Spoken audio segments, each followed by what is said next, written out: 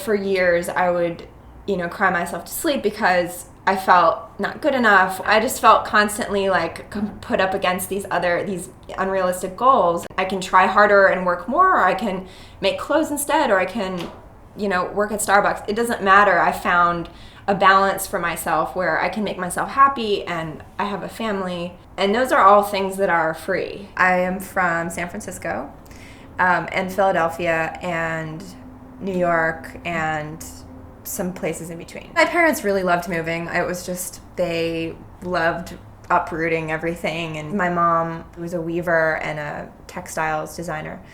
So she would make us matching mother-daughter outfits in the 70s and 80s, which was horrifying to me. But I've kept them all and they're really cute. My dad told me that a photo wasn't important unless there was a person in it. That kind of resonated with me. He hasn't been alive for a long time, so he never got to see me become a photographer, but his brothers tell me he would be proud. Mm-hmm.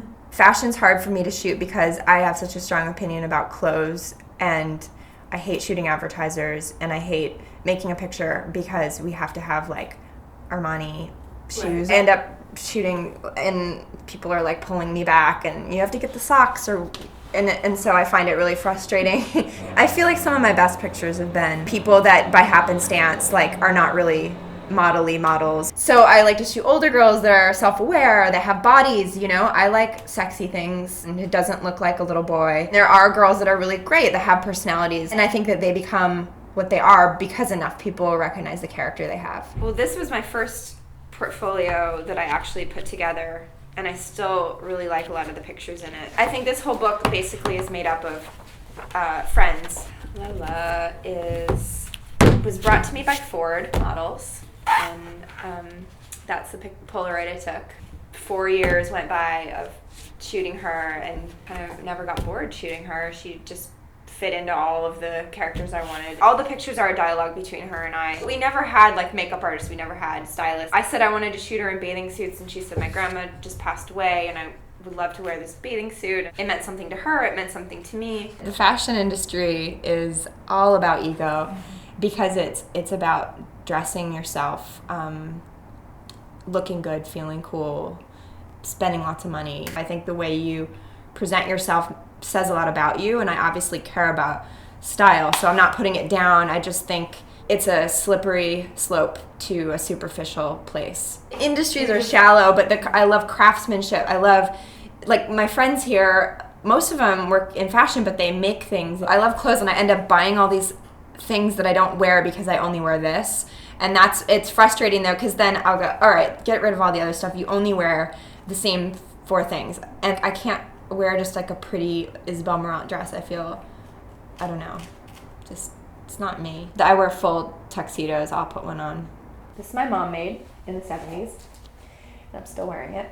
I'm wearing these overalls from Mother jeans, which I don't have anything else of theirs, but these just fit really well and they're stretchy. I've had this shirt since high school. I probably wear it once a week my whole life. And it's still together. It's been patched many a time, but it's still...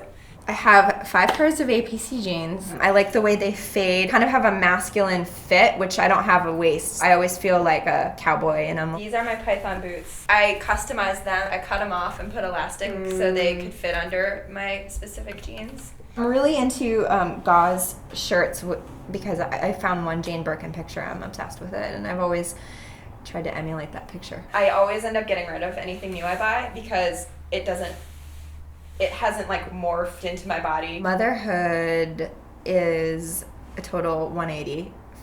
It's selfless, which is the opposite of the fashion industry. It's created humility for me, and it's created like real goals for my life. If I don't get an ad job I'm up for, that's fine. I have 3 extra days to hang out with my kid. I was like scared to get older, and now I feel being older is the best thing that's happened because I have perspective on how silly I was or how egotistical I was, and now my ego is based on like if I feel productive and happy. It's not based on if I shot for the coolest magazine or if I made it more money than somebody else. It's not a competitive thing. It's kind of like a life thing. I mean, last week I was being thrown up on by my kid for 24 hours, and that's something that's never happened to me before.